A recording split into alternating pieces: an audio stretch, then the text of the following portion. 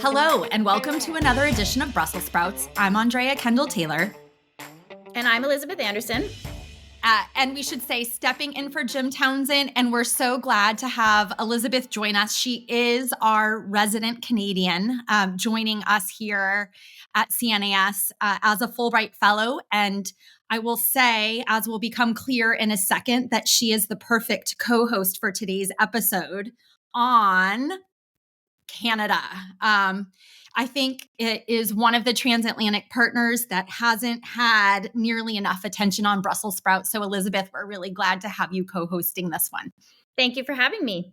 All right. So, to tee things up, in just a few days, Donald Trump returns to office with Canada in his sights. At the same time, it has been less than 2 weeks since Canadian Prime Minister Justin Trudeau finally came to terms with what the rest of Canada already knew about his popularity and quit.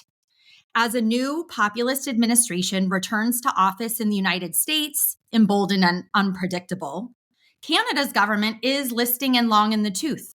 With an election expected in the first half of the year, one that heralds a change of government, 2025 promises to be disruptive on both sides of the border.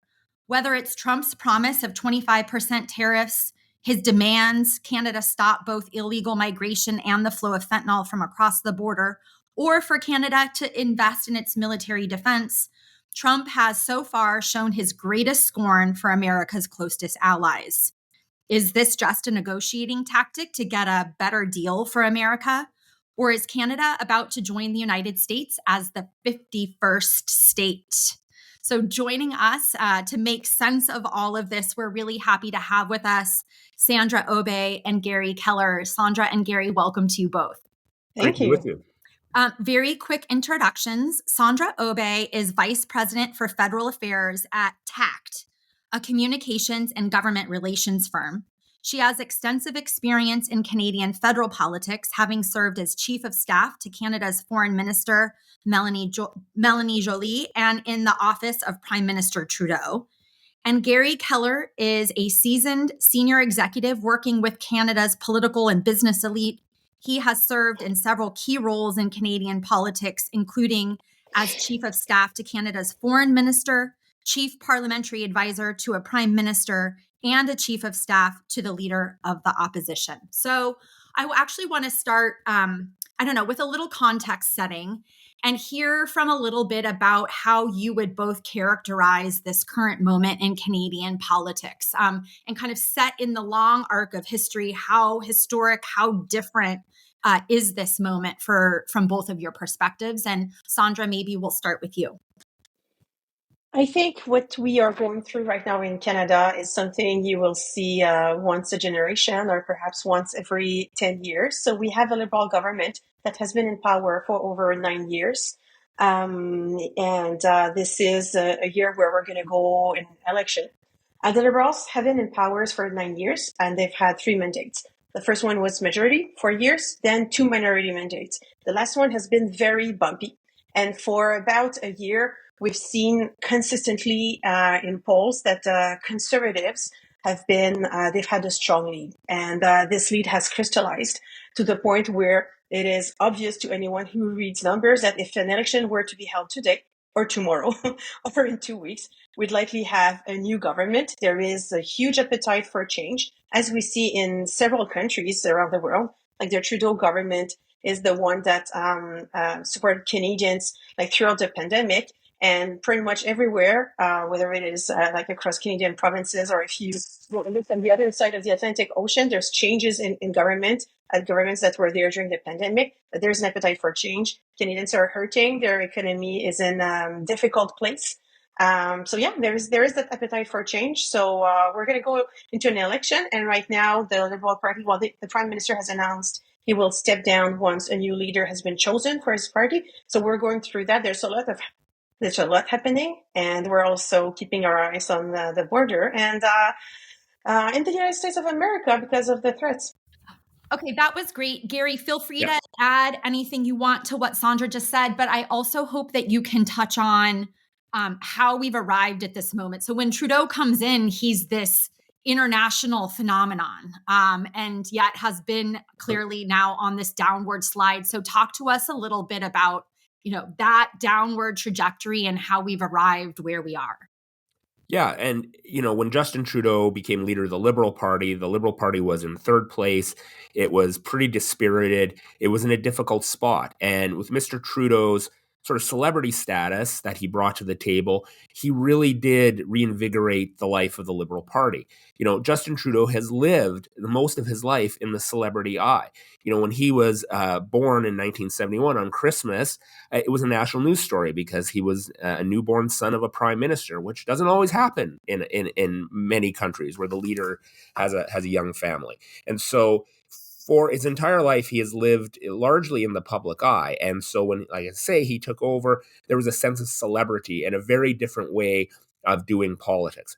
I think, though, one of the large criticisms of this government, especially over the last 4 or 5 years, is that there's been much too much focus on the communications and the pizzazz, if you will, and less so much on delivery of services, or delivery of programs. And this has especially come true, like many countries around the world. Incumbents have been feeling the pinch, whether it's on housing, whether it's on cost of living, which on food prices. And about 18 months ago, it really started to hit home where we saw the polls flip, where the Conservatives started to take a lead, largely around the issue around housing affordability.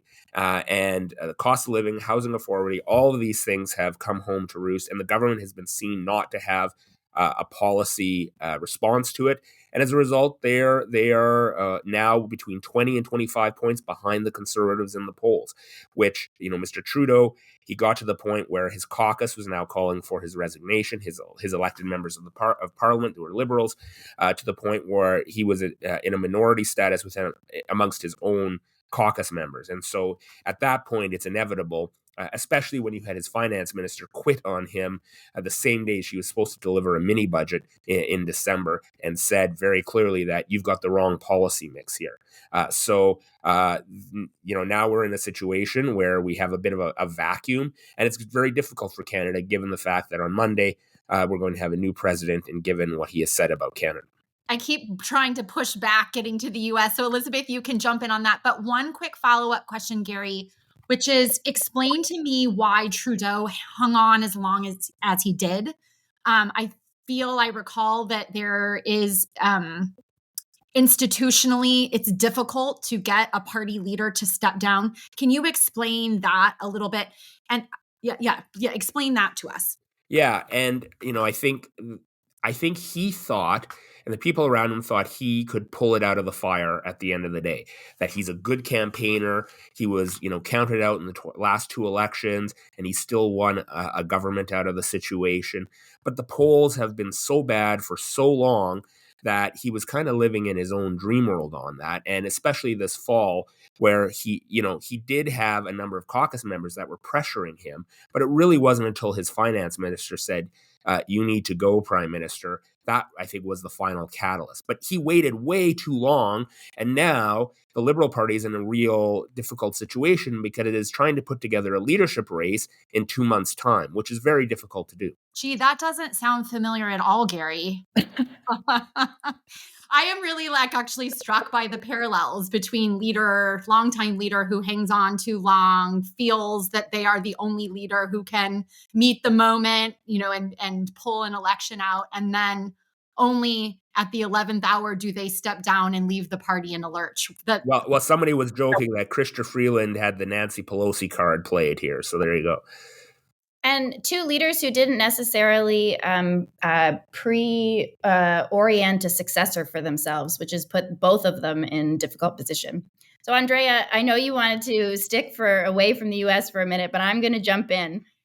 So the 51st state comment, I certainly understand how I feel about it down here living in the U.S., but how are Canadians feeling about the President-elect Trump's comment on Canada potentially becoming the 51st state back home? Sandra, first to you. Well, we think it's ridiculous. And I'd say it's very disrespectful, especially coming from President-elect and his close circle.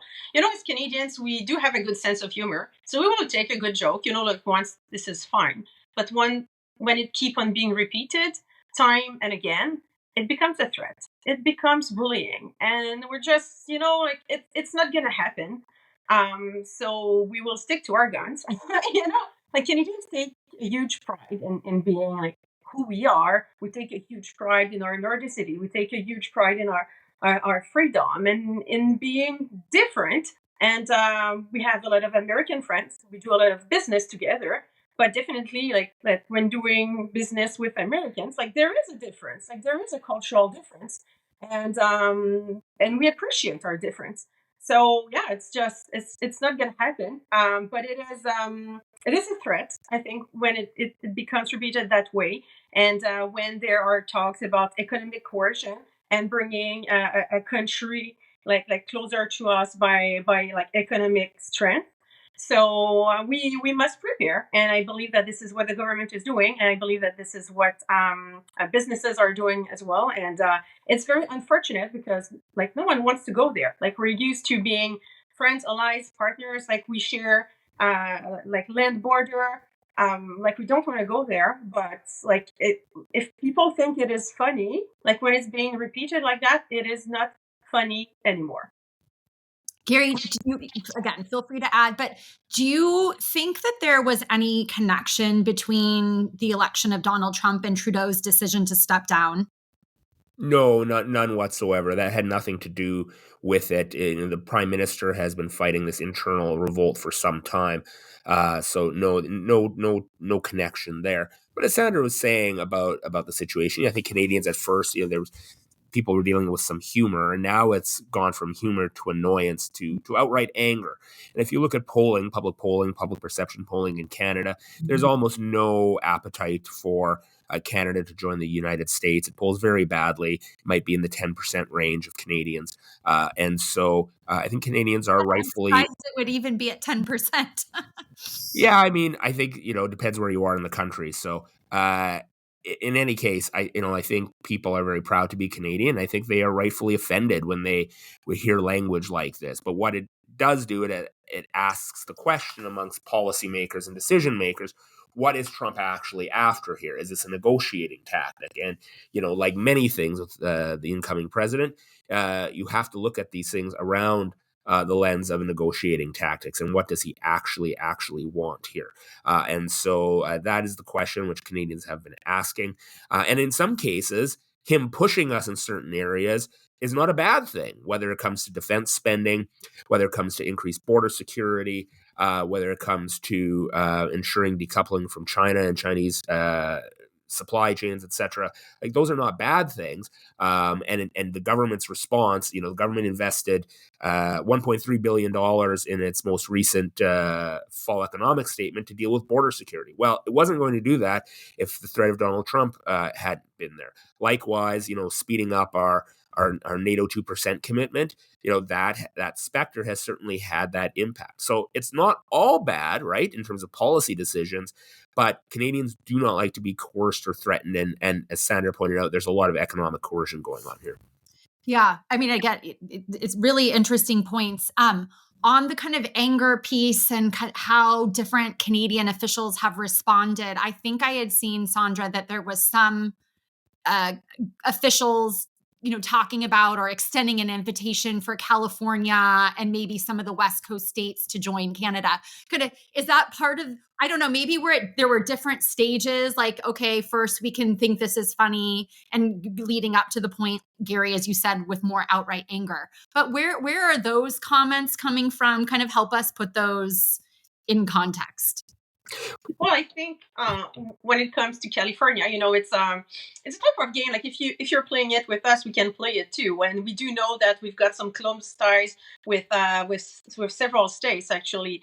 Like for I believe it's 35 American states. Canada is the biggest export market, so like super close ties. And if we're thinking of California, for example, like there is a lot of closeness where, for example, the province of Quebec, where I am from, if you're thinking of the cap and trade market, so there is a proximity of ideas and a lot of business being done between different states. Of course, if we're looking at New York, for example, where we're exporting electricity, clean electricity, hydroelectricity. So Canadians also played that game. Like, if you want to do that, we can do it too. But in the end, it's a joke. I think, like, there's nothing serious coming from us on that front. I don't know what Garry thinks. It was a good line in a press conference by the leader of the fifth party in the House of Commons, who has a grand total of 2 seats, nothing more than that. A little, fight fire with fire, obviously, but there's no truth to that. It was just a throwaway line. But as Sandra pointed out, the economic ties between Canada and a number of states are great, and you're starting to see a number of political leaders in Canada at the provincial level or at the state level on your side, really making the case directly to Americans, which is where they need to be. And one of the large reasons this is happening is because of the vacuum we have in Ottawa right now. There has been a lack of leadership at the federal level. There has been no plan to deal with an incoming Trump administration. And I say, like, a month before the election, Kamala Harris was on stage in Michigan saying she proudly voted against the USMCA and she would institute a review practice. And so whether we were getting Trump or Harris, we were getting at least a review of USMCA. And the fact that there hadn't been appeared to be any pre-planning or strategic planning from the government of Canada, because they were largely focused on their own domestic political problems, I think has been a huge, huge problem. And that has continued to this day. So provinces who have major trade with the United States, whether it's Ontario and manufacturing and autos and EVs and all that, or the province of Alberta, where, hundreds of millions of barrels of oil a day go between Alberta and the Midwest in the United States. They are saying we can't afford to wait for the Liberals to figure their stuff out. We're going to go and make the case directly on places like Fox News, right? And again, you compare to where the Prime Minister has been lately. He's been on MSNBC and he's been on CNN. Well, where have Doug Ford, the Premier of Alberta, and Danielle Smith been? They've been on Fox News, Fox Business. Danielle Smith went to Mar-a-Lago last week to try to make the case directly to President Trump about his negative impacts. So, politics hates a vacuum, and that vacuum will get filled by those who are saying we're not waiting around for a lame duck federal government to get its act together. Elizabeth, go ahead. I'm confident Sandra will push back on a few of those comments, Garry, but how is the government, Sandra, preparing to deal with the incoming Trump administration? I realize the Prime Minister office has just announced a new Canada-US committee, mostly filled with prominent business elites and former political elites of both party aisles to help on this. So how are they preparing to deal? Well, Elizabeth, that might shock you, but I actually quite agree with a lot of things that Garry has said, because there has been a vacuum. It did take too long for the government to react because of the political reality in Canada. Just thinking of that 51st state, like, it took a long time for the government to push back. So in terms of announcing, like, the creation of that council, I think also because of our reality right now, because everyone is gearing up to go into an election, it did take a lot of time to put it together. Businesses were asking for that. They've been asking for that since President-elect Trump was elected back in November. So it was just announced. One thing that struck me a couple of weeks ago, I think it was before the holidays, some of you might know or remember, but we had interim Conservative leader Rona Ambrose. She, prominent figure of the Harper government, a leader, strong voice, and she was part of the previous Team Canada effort during Trump's first presidency.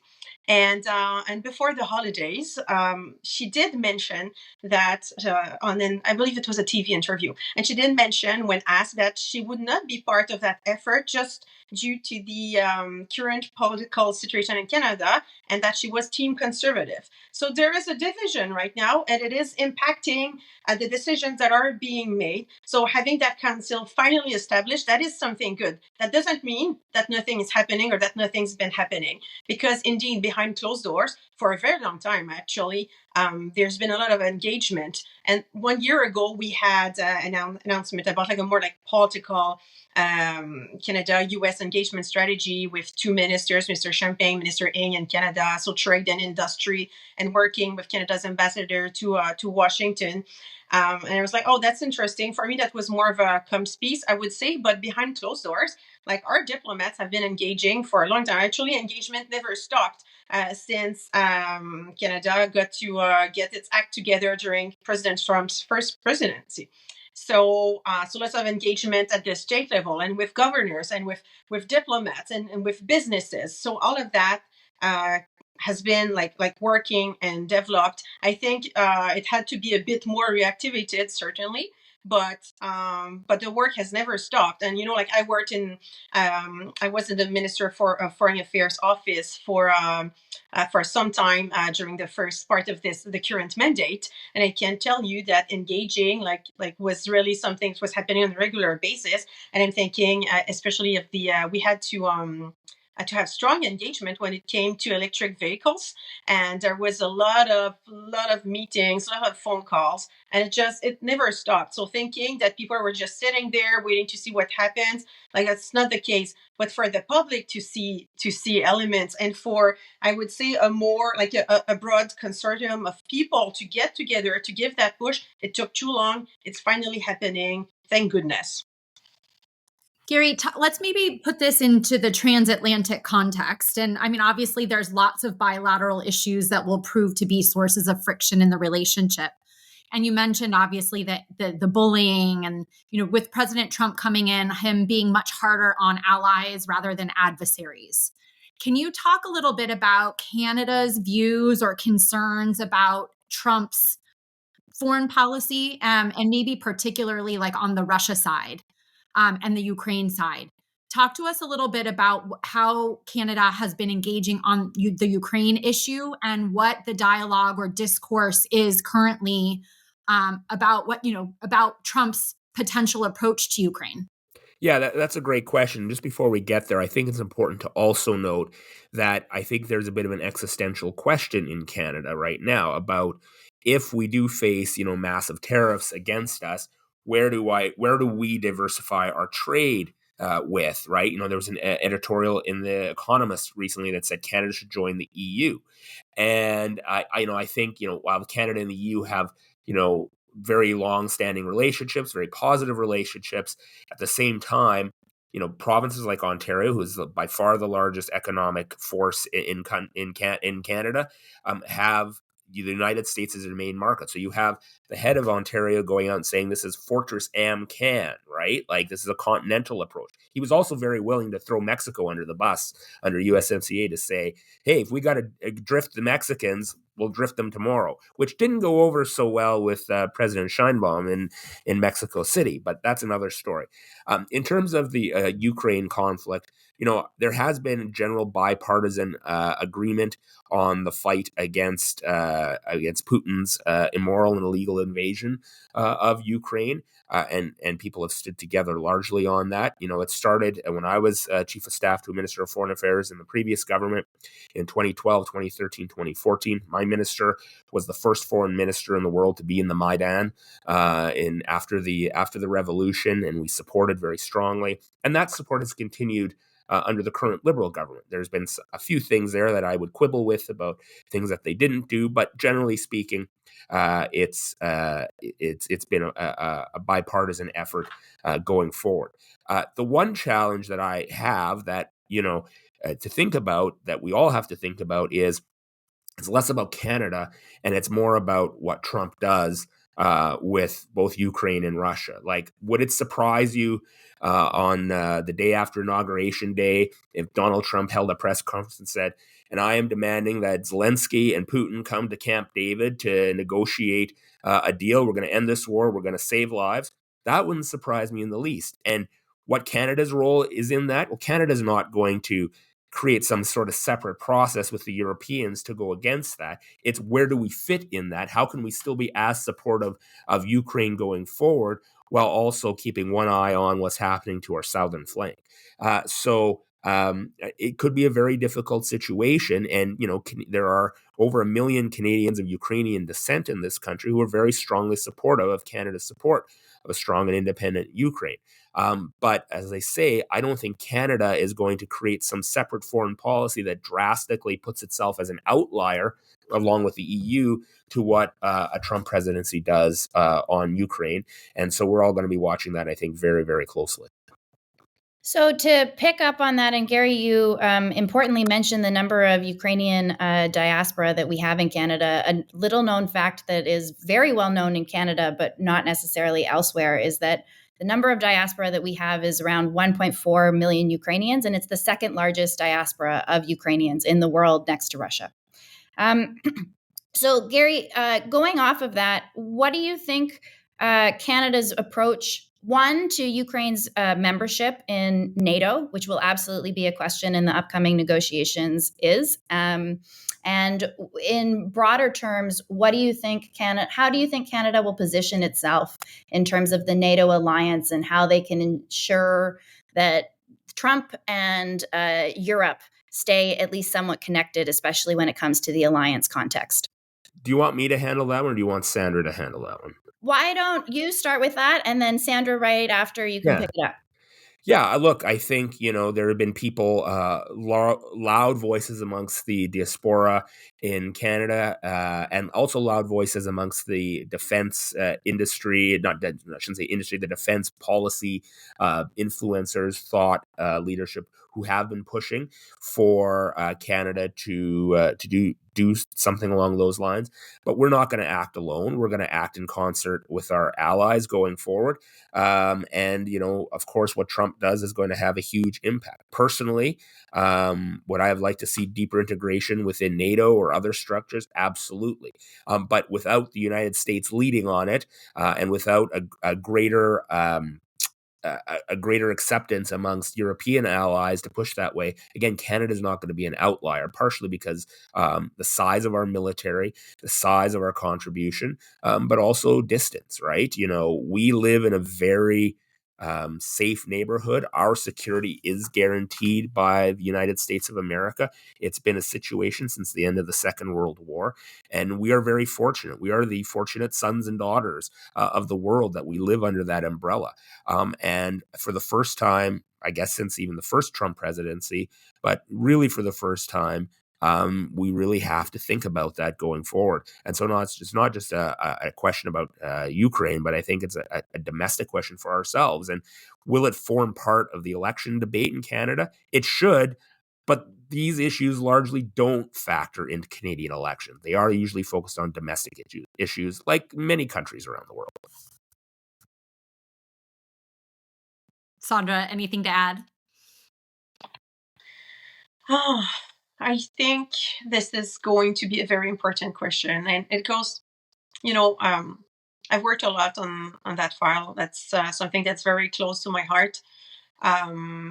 Indeed, like about 4% of our population in Canada is from Ukrainian descent. I think it goes beyond Ukraine, and that is, I'm looking at the axes that are currently developing and that have been for some time in the world. And if we allow that, if we disengage, then what message does this send? So the picture is bigger than just Ukraine. I understand that for everyone who is contributing to the effort, that's a lot of money. In economies that are currently impacted by inflation and where we think that money might be best used elsewhere. But this is the world that we know that is at stake. I would say that actually that the world that we know is not that the world we thought we knew. It has changed. It is more split, more dangerous, more unstable. And if we don't look after Ukraine, the question is what's next. And I think Ukrainians have shown incredible strength. And I'm I'm very proud that like several countries, like a lot of countries have supported the effort. But like what happens if we stop supporting Ukraine? What happens if like some random deals are being developed that are not going to support like Ukraine territorial integrity? Like where does that leave where does that leave us?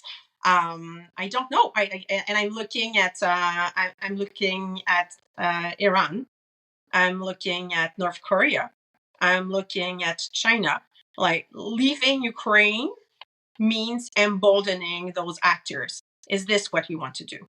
I think that's an important question. It might not be on the front page right now, but this is something that's going to impact everyone. Well, it's on the front page here at CNAS, and we've done quite a lot of work on what we're calling the axis of upheaval, the Russia, China, Iran, North Korea. But I guess my question for both of you is, I mean, you've laid out a compelling case of why it's important to support Ukraine, the rising geopolitical risks stemming from greater coordination among adversaries.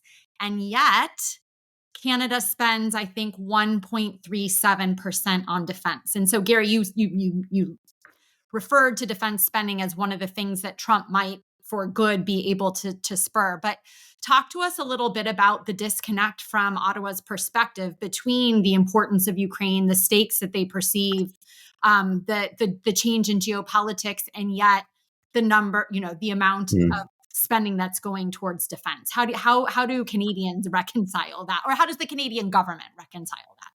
Yeah, great question. And ever since the end of the Cold War, we in Canada really felt that there was a dividend around that. Canada used to have a massive base in Lahr in Western Germany. And after the Cold War, a number of Canadian bases were closed down in Canada, partially as a deficit and debt fighting response. And that, continued in the 1990s. It continued through in the 2000s, both under Liberals and Conservatives. And, as part of a Conservative government, the Conservative government of 2006 to 2015, it was forced to spend billions of dollars in the Great Recession of 2008 that it didn't want to do. And so once it had done that, it did everything it could to try to get the budget back to balance. And as a result, it did have a negative impact on defense spending. But there's been no massive increase of defense spending since then. Look, our military has some huge challenges. And even when I was in government, you say, well, we just need to hit the 2% target. And, the Prime Minister would say, okay, well, that's, $48 billion of kit. What are you going to spend it on over 4 years? Like, that is a serious amount of money to be spent. And the Canadian military has broader problems, like recruitment is a huge, huge problem.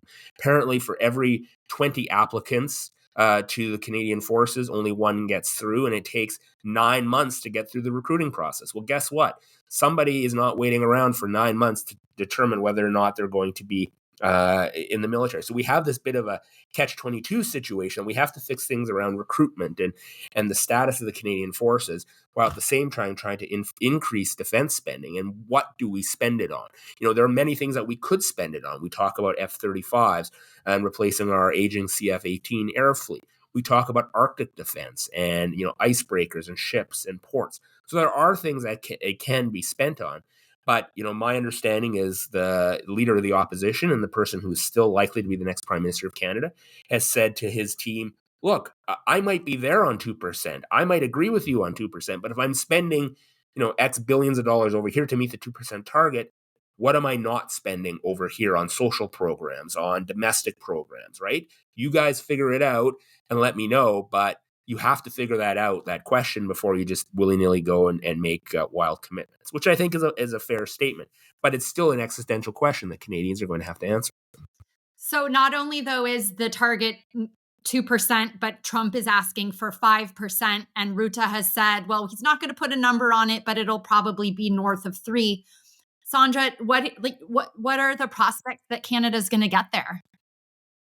Well, it's going to have to get there. I'm not saying to 5%, but I would say under 2%. Like if it were just for me, we should have hit that target years ago.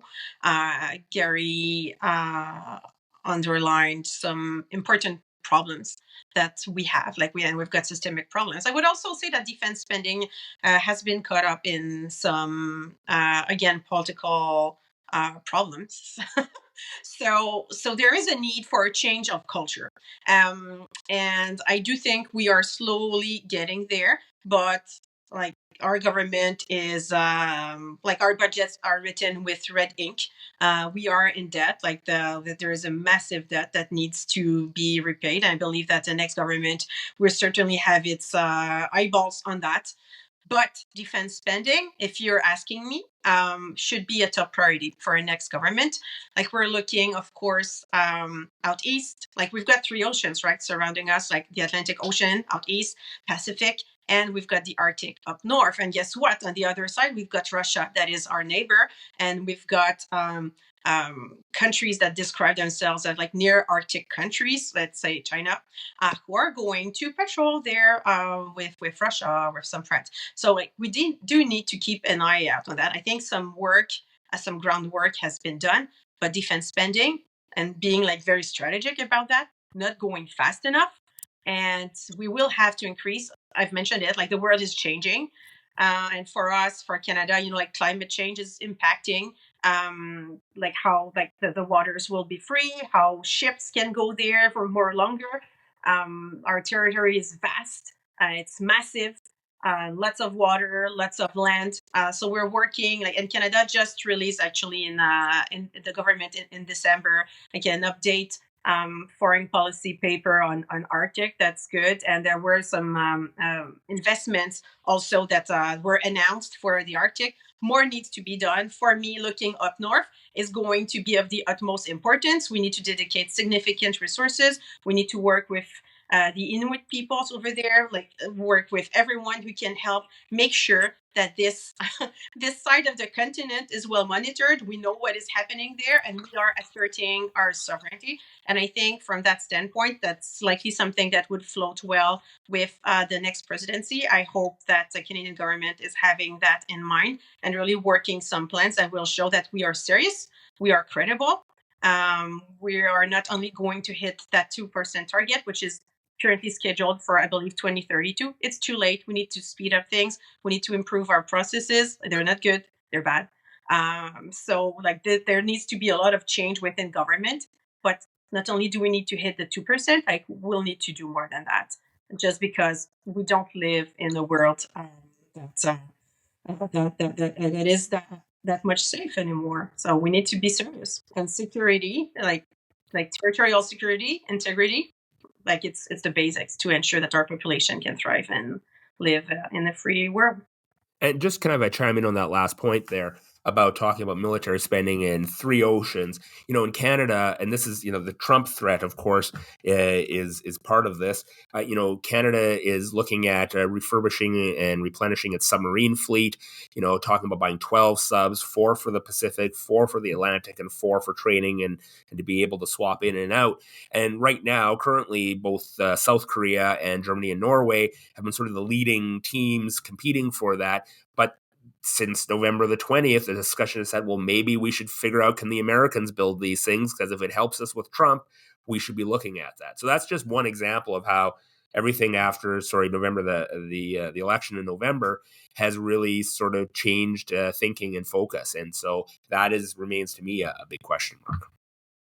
So picking up on the Arctic piece, which you both mentioned, which is critically important for Canada's, not only our sovereignty and the protection of our country, but for both NORAD and for NATO.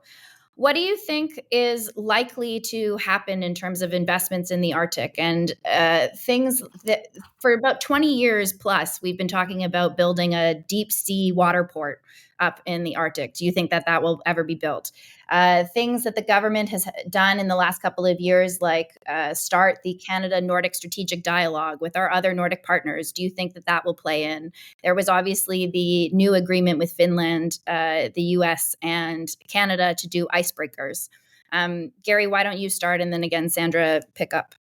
Yeah, I think all those things are positive, and I give the government credit for launching a revised Arctic policy. I guess my brickbat to that would be the fact that it's so late in its mandate. Under the previous government, Stephen Harper was very, very invested in the idea of the Arctic as being the true north, strong and free. It really was a key part of Canada and who we are and our sovereignty. And he would make an annual trip up to the Arctic to do a bunch of announcements and to be present to say, this is Canadian territory. And in 2015, that largely went by the wayside, partially, I think, for political and communications reasons. Well, that was the last guy's shtick. We're not going to focus. We're going to focus more on Indigenous engagement in the North rather than sort of military and projecting strength. So I'm glad that the government finally has figured it out. But we know that China and Russia are going to continue to test us in the Arctic. There have been attempted acquisitions by China and Chinese companies of northern mines. And in one case, the mine that they tried to acquire was literally across a strait from a Canadian naval base with military significance. And thankfully, the government of Canada stepped in and said no to that deal, because I don't believe they were just in it for the mining. They were in it for other reasons as well. So we're going to have to be vigilant. We're going to have to be on our guard. And maybe this is something we can strengthen in terms of not just American cooperation, but Euro cooperation. And part of the challenge for Canada, too, is, the United States technically does not accept all of Canada's claim on the Arctic. This is a long-standing issue where when my minister was talking with Hillary Clinton on this, they both just said, we're both going to agree to disagree on this position and move along. And I'm sure Sandra had the same experience. But it was different when you have people thinking it's benign. And now when, Trump is like, well, I want to, buy Greenland, it puts a different spin on the situation. Sandra, you can pick up or add to anything Garry said, but I did want to ask about the Greenland comments. I mean, we've already talked about the Canada comments and making Canada a state, but feel free to build on what Garry said, but also just talk to us a little bit about how this whole Greenland issue and Trump's desire to take over Greenland how is that playing or resonating or being perceived from Canada's perspective? When I was in government, we finalized some negotiations that took, I believe, decades. We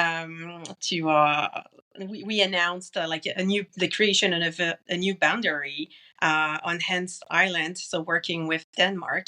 So peaceful negotiations, and I'm not saying that this is what should take place. Actually, no. Like Greenland is Greenland, and we don't see that changing. But of course, like what we've heard about the Panama Canal, like this is all feeding into like the current narrative that we are seeing, and then emboldened President Trump that is coming in, that knows like what his levers are, that understands what the challenges are, but most importantly, he's applying pressure on people. So that could just be a tactic, and we're hoping it's just a tactic.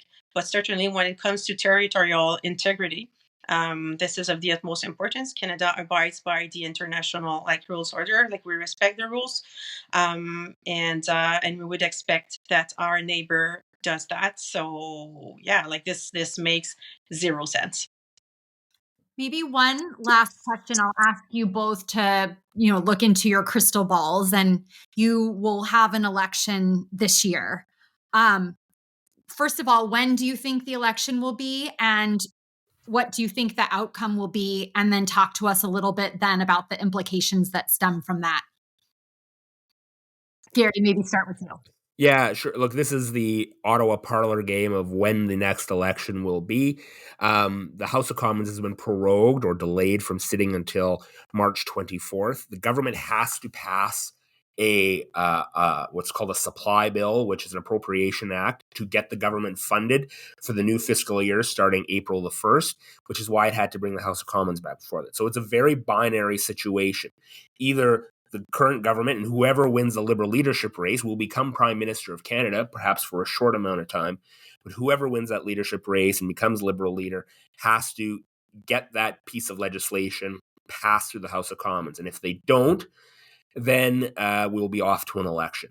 There is question about whether the leader of the third party in the House of Commons, the New Democrats, they have said they will not support the government anymore, but they have said certain things in the past that haven't come to pass. And so you've got to know that, whoever wins the Liberal leadership race is going to be furiously trying to find a way through to survive.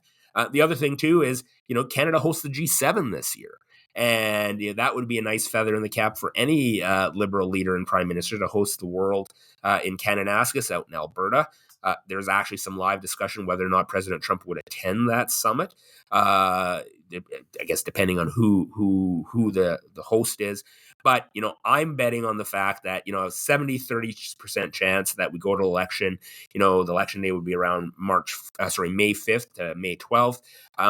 But I'd say there's a 30% chance they are able to cut a deal with the New Democrats and survive until the fall, which I think they would like to do because it gives a new prime minister some time to try to narrow the gap with Mr. Poilievre and the Conservatives, who, under any polling right now would win a massive majority government for the next 4 years.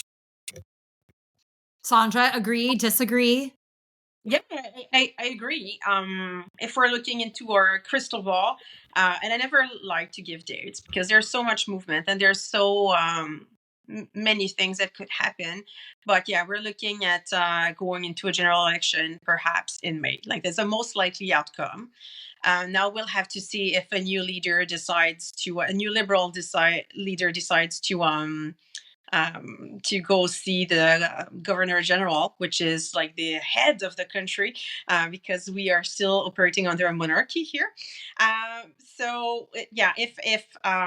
If there is a possibility that an election might be triggered sooner than we think. I think that's one of the scenario. But as Garry pointed out, there needs to be an important vote. So if that does not happen, we'd be in trouble. So likely we're going to go back for that, and then an election would get triggered. But yeah, we'll see what the opposition party is doing. We have I'd say three main opposition parties, which are like Bloc, NDP, like the New Democrats, more to the left, and the Conservatives. And it is clear that two of them will vote against it. And from the NDP, they have said, but again, they've said a lot of things. So it's politics. A lot of things can happen. And I think I want to outline it's possible, depending on who the Liberals choose. There is a contender, one of the top contenders, who's not elected right now. He does not hold a seat in the House of Commons. So we might end up with a Liberal leader, Prime Minister, unelected. That would be, I believe, the first one. So it's historic times, and we'll see what happens. But certainly it's a difficult time to be going into a general election while we're hosting the G7 and while the United States are going to have a new administration. We should not have been in that position. We are. That's very uncomfortable. We will navigate it, but just not the best time of our lives, I would say. Turbulent times indeed. Well, this was wonderful. I can't think of a better inaugural episode on Canada. You guys have covered really a lot of ground. I learned a lot, and thank you so much for joining us. Great to be with you. Thanks for having me. Bye. Thank you for listening to another episode of Brussels Sprouts, brought to you by the Transatlantic Security Team at the Center for a New American Security. You can find all of our previous episodes wherever you get your podcasts. And please remember to rate and review Brussels Sprouts so that new listeners are able to find the show.